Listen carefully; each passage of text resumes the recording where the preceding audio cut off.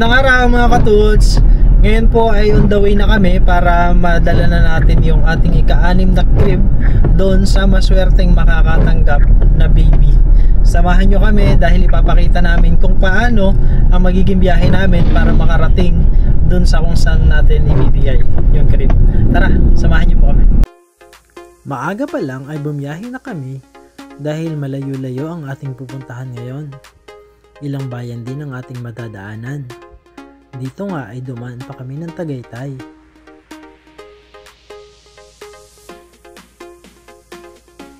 Malimig din ang panahon, kaya naman kung makikita nyo, halos hindi sipot yung araw. Dito naman ay nasa boundary na kami ng Nasugbu. Ilang oras pa din mula dito bago tayo makarating sa pier.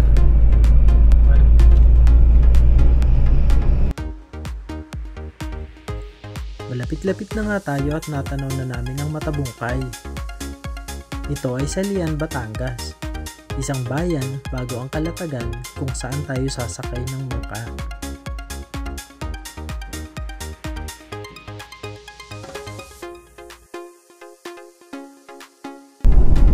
Ayan, nandito na po tayo sa Municipality of Kalatagan. Ayan. Pero hindi pa po dyan natatapos yung biyahe natin. Medyo malayo-layo pa po tayo.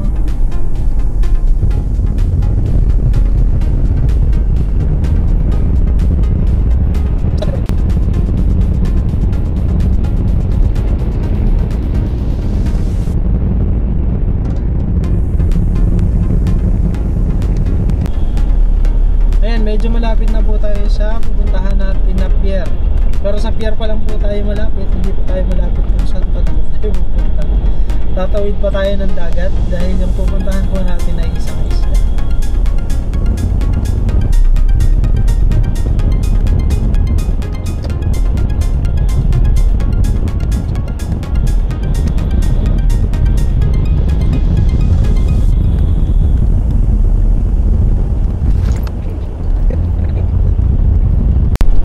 Ayan po mga katuts, nandito na tayo sa Port of Kalatagan. Kalatagan, Batangas. Dito po tayo sasakay ng bangka. Ano kaya? Patawid kaya?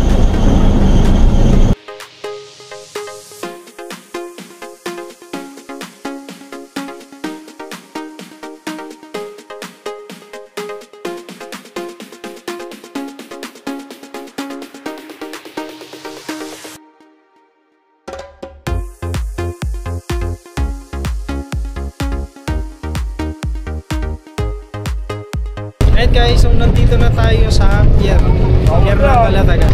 Makita ko po sa inyo kung saan tayo sasakay. Dito sa bangka na yan. Yan, yung nasa likuran ko, yan po yung bangka na sasakyan natin para makarating tayo doon sa isla. Ayan guys, so nandito pa rin tayo sa pier. Pero ang nangyari kasi, hindi tayo makakasakay doon sa malaking bangka. So, ang ginawa na lang namin is nagpasundo na lang kami sa mas maliit na bangka. Ayan, yung nasa sa likod namin. Kung makita nyo, medyo maliit lang talaga yan. So, dyan tayo sasakay hanggang makarating tayo sa kabilang isla. Mahigit na 1 oras din yan. Siguro kulang-kulang 2 hours yung magiging biyahe natin bago tayo makarating doon sa isla. Ayan, kaya samahan nyo kami. Ayan, so ito yung sasakyan natin naman ba? Maliit na lang.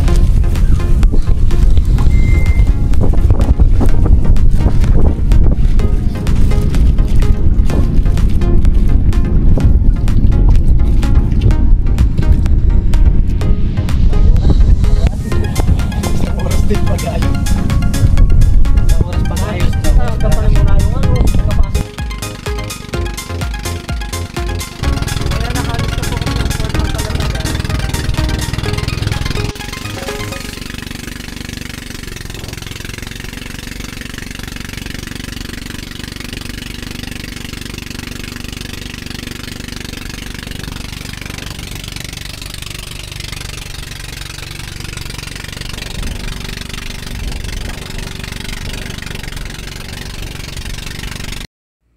Eto na guys, ayan, nadaanan na nga namin ang pamosong tourist spot sa Calatagan ngayon. Ito ang tinatawag na Little Boracay. Kung makikita nyo, ang dami-daming balsa na nakalutang. Madalas maraming tao dito kapag Sabado at Linggo. Yun ang pinaka-peak na araw.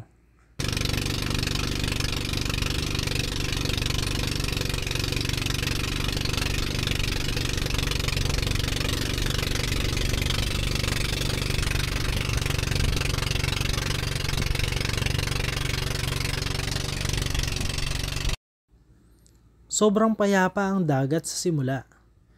Pero kahit ganon, makikita nyo sobrang kulimlim. Kumbaga, may tsansa ng pag-ulan.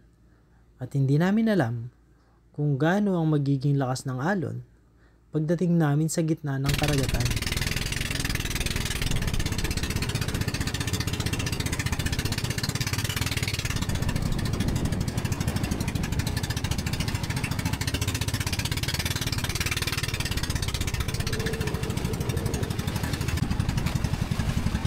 Sa parting ito ng dagat, doon namin unti-unting naramdaman ang pagbabago ng panahon. Malaki na rin ang kanina'y maliit na alon. Unti-unti na ring lumalakas ang hangin. At kasabay nito, meron na ring pabugso-bugsong ulan habang kami naglalayag.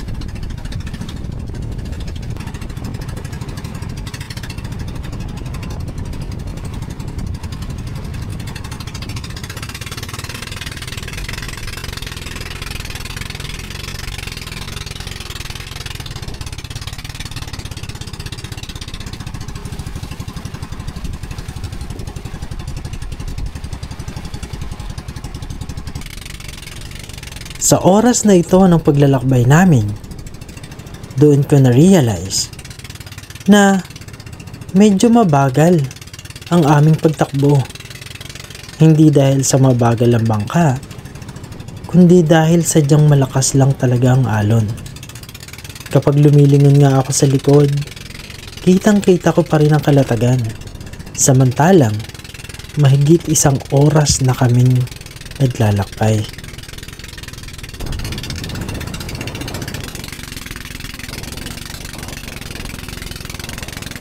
Hindi pa rin lumilipas ang sama ng panahon. Ang alon, mataas pa rin ang pag-indayog.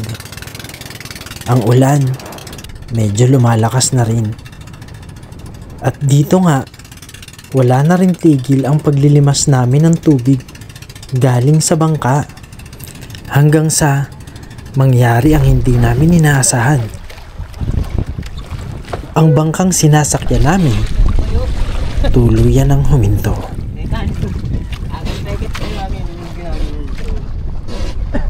Ayan, tanaw na natin yung isla. Ayan. Kaya lang na pumara po kami kasi naubusan kami ng gasolina. So kailangan munang magsalin. Ayan, magpapalutang-lutang muna tayo dito sa dagat. Yung buhidira na yung bangka. Doon kami papunta sa isla na yun. Kaya lang, umidira na yung bangka kasi nga huminto tayo dito sa gitna ng dagat. Ayan, yan si Haris, yan ang ating naglilimas ng bangka. Ayan. Haris po. Si Indol. Ikaw makain. Ayan, sa mga hindi po nakakaalam kung para saan yan po yung pangkuha ng tubig, yung mga naiipon na tubig dun sa bangka.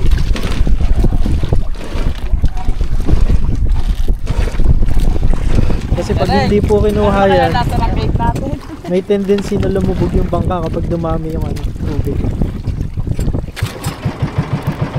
Ayan, doon po tayo pupunta. Medyo malapit-lapit na po. Tanaw na natin yung mga bahay.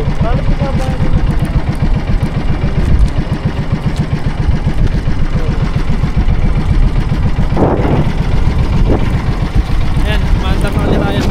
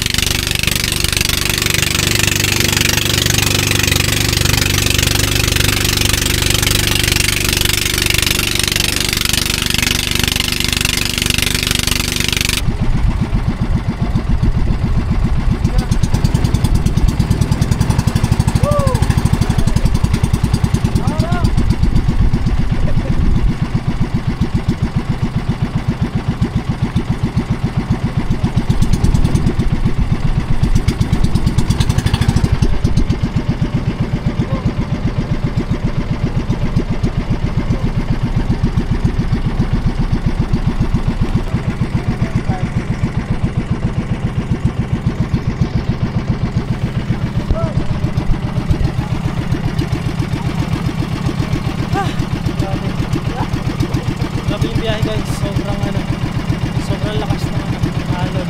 Buti medyo malapit na kami, kumalma na din. Ayan, kung makita nyo dyan guys, okay na yung alon na pagdating dito. Ito na kami.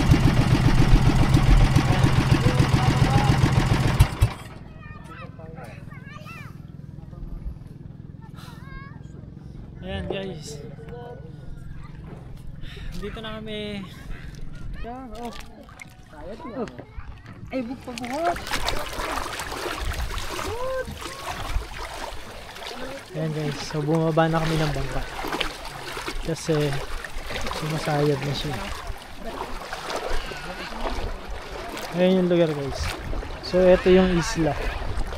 Kung makita nyo, ang daming mga maliliit na bangka kasi karamihan dito sa lugar mga isla. Ayan, buti na lang pinlastic namin yung aming mga gamit. Ayan, makita nyo, lahat naka-plastic. Kasi kung hindi, sigurado basa lahat yan. Doon sa naging alon kanina, napakalakas. Ayan o, ito yung tubig na to. Ang dami. Ayan guys, oh. Sobrang lakas.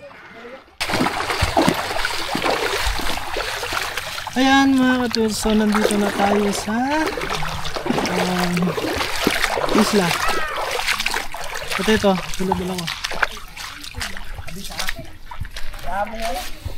Buhatin muna natin papunta dito.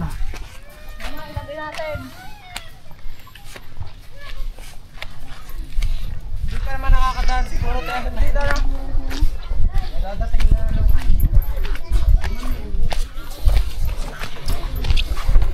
Ako na, saan doon sa kain ka?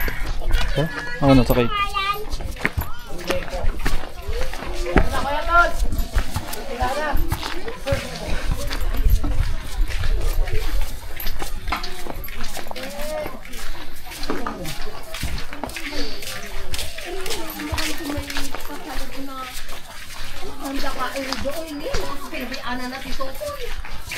Ano dun sa kanya kuya? Hindi niya ako tatanungin ko Lolo Jesse kung saan ba. Leo, ayaw nang babatiin.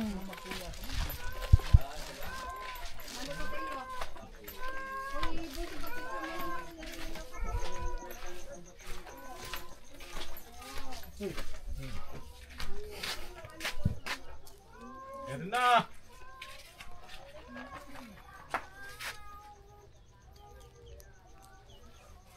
Meron na, Peche! Papalabang ko na yung regeche. Sarap. Wow! Isang ano?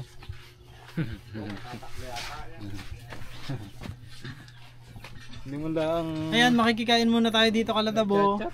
Meron silang kungo. May paulam na kungo. Tara.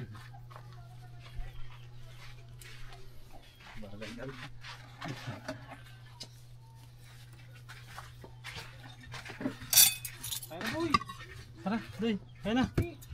Stop mo yan doy. Pakita mo nga muna tong kungo. Ito. Yan guys, ito yung kungo. Hindi ko alam kung anong tawag sa inyo nito. Pwede nyo i-comment sa baba kung ano yung tawag sa inyo nito. Pero dito sa amin, kungo ang tawag dito. Masarap to. Ang ulam. Kahit sa cellphone eh. Taba. Taba ng kungo. Kain po. Kahit malapit dito, ano? Yung pasok pa rin.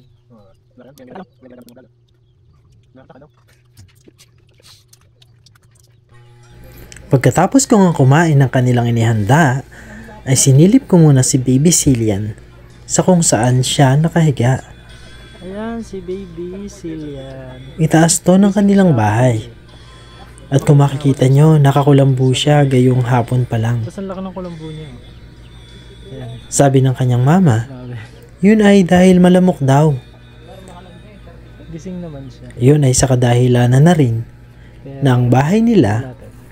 ang likod, Yun ang mas malapit. ay ilog. So baka kasi Cillian. Cillian. Baby. Oh.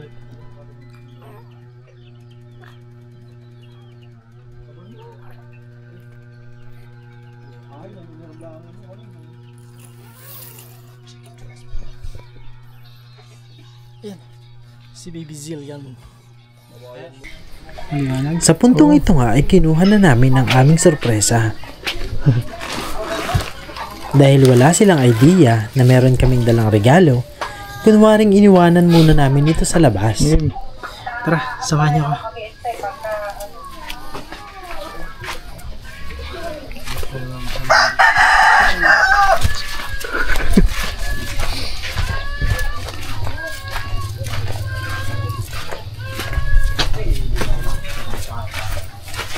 Again? Bupasok!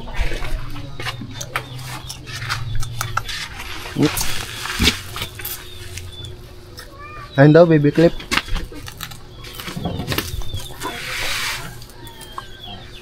Kutsilyo? May kutsilyo ka daw? Kutsilyo? May kutsilyo ka? Ay, kamug, maingay.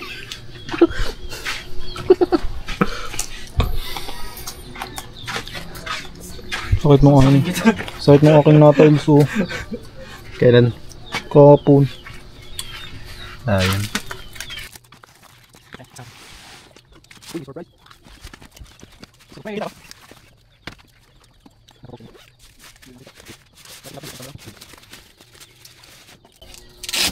Hindi katulad yung sa cellphone. Parang ano yun eh, yung camera talaga.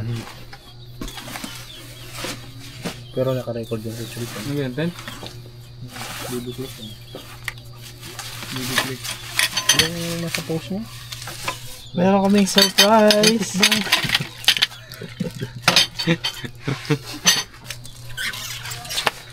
Ako na. Yun nga yun eh.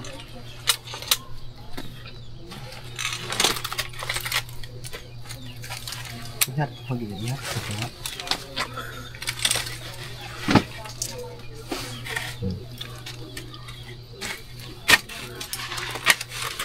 Ay nako, may Saran! surprise. Dito tayo. Medyo maliwanag. Mas maliwanag dito. Ano? Ayan. So, i-assemble muna natin. Assemble natin yung surprise.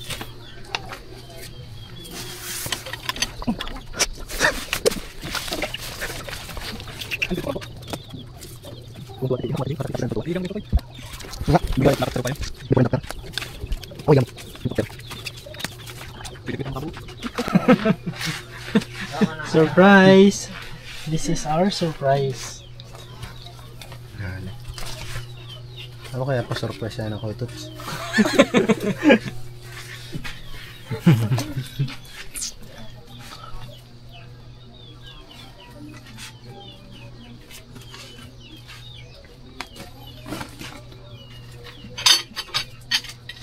Para sa inyong lalim.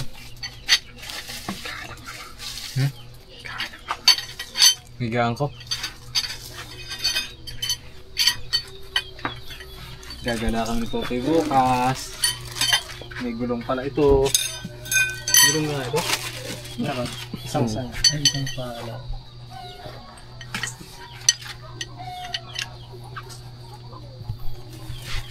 Pwede siya dito sa ibabaw. Pero pwede rin siya sa ilalim.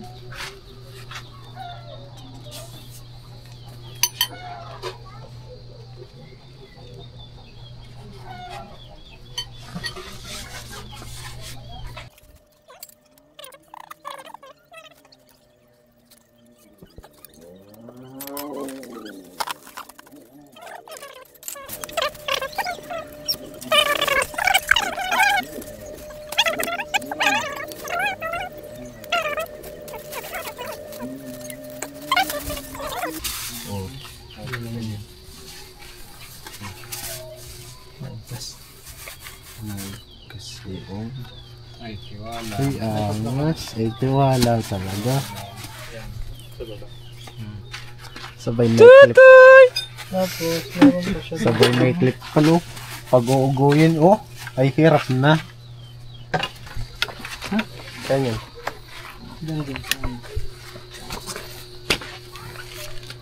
Pag halimbawa, nag-change kayo ng diaper, dito mo siya lalagyan. Ay, daming. Kompleto no. Complete package.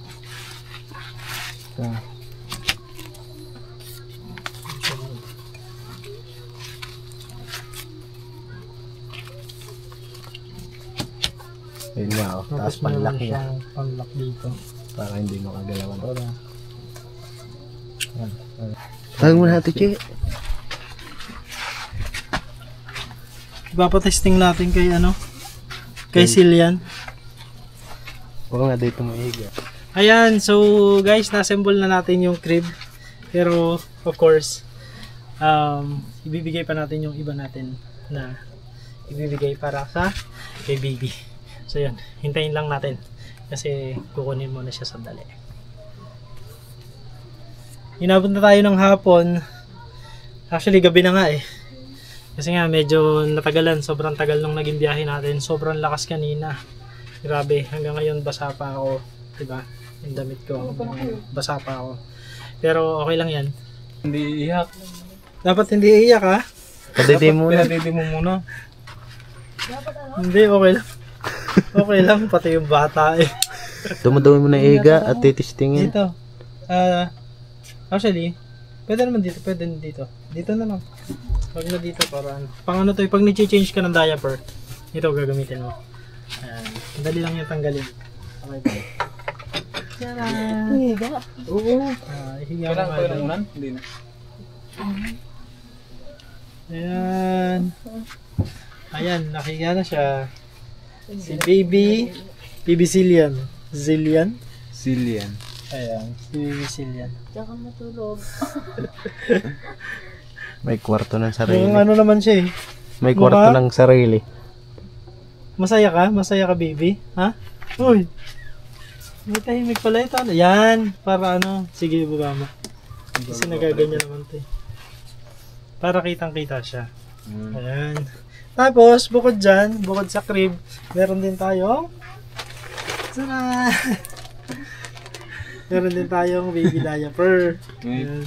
Padaya pero pa. Ayan.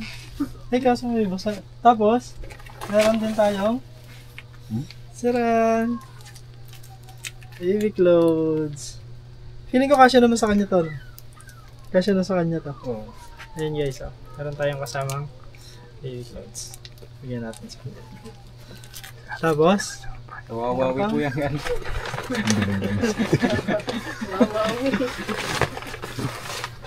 ayan, meron din tayong biniling baby powder, baby shampoo, saka baby soap. Tcharan! Ayan, so lahat yan para sa'yo. Happy ka, baby? Ha? Ngumiti! Ngumiti! Nakakausap na yan eh. Ngumiti siya. Happy ka, ha? Happy yan? Oh. Happy? Happy ka? Happy ka ba? Ha? Nabubuhat na ba to? Ano yung pag ganun? Pag ganun. Pag ganun lang. Hindi pa pwede yung pakilipili. Hindi yung pag ganun? Hindi pa pwede? Tcharan! Hindi ka pa pala pwedeng buhatin eh. Ha? Hindi ka pa pwedeng buhatin? Buhatin mo nga, Che. Dito ka nga, Che. Buhatin mo. Hindi ka pa pala pwedeng Tuwa si buhatin. Mami eh. Ayan. So, yan po si Che. Yan yung ano tawag niyan sa'yo? Mama. Mama? Yan yung mama. Mami. Mama ni Cillian.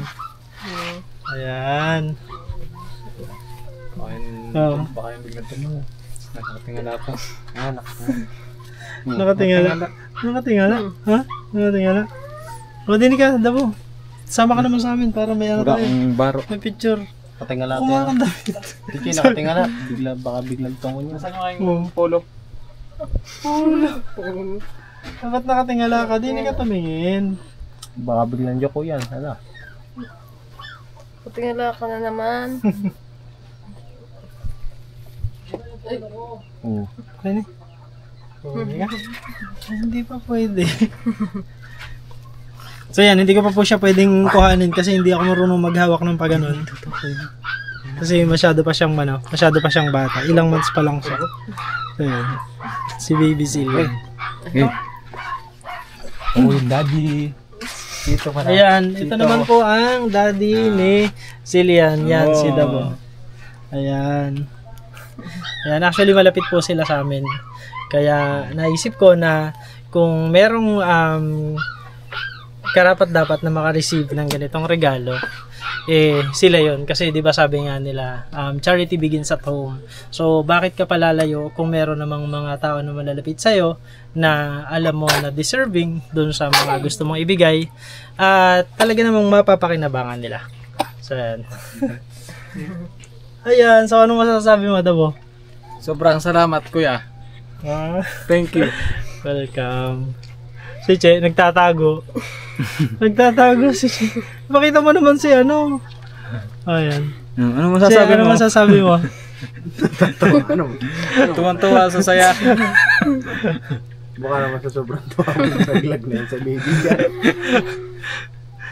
Walang masabi. Ano masasabi? Walang masabi. Wala siyang masabi. Sobrang saya. Happy ka? Ha? Happy ka, Che? Apa. Happy po ako. Happy yan si baby? Ha? Che! Oh. Ayan guys, actually hindi nila alam na meron tayong ibibigay. So surprise lang talaga to. Tapos yung pakulo namin kanina na dito kami tutuloy, yun nga, para magawa namin to. And then wala silang idea kasi nga nagpasundo lang din kami dun sa maliit na motor, which is yung sa kuya ni Che yun. So yun, it's a surprise. Hindi talaga nila alam, wala silang idea. So, ayan, thank you. Thank you guys for watching. So sa mga susunod po na nagnanais na mabigyan ng ating crib, syempre hindi po ito yung huli, gaya nga ng sabi ko, ito ay pang-anim pa lamang doon sa marami nating cribs na ibibigay. So paalala lang po ulit doon sa mga nagnanais, mangyari lamang po na sundin yung instruction kung paano makasali para nang sa ganun ay ma-qualify po kayo at makasama kayo doon sa mga merong chance na magkaroon ng ganito rin pong regalo mula sa amin. Kaya naman hanggang dito na lang po at sana sa susunod ay samahan niyo po ulit kami sa isa pang crib giveaway na gagawin natin. Salamat! Bye-bye!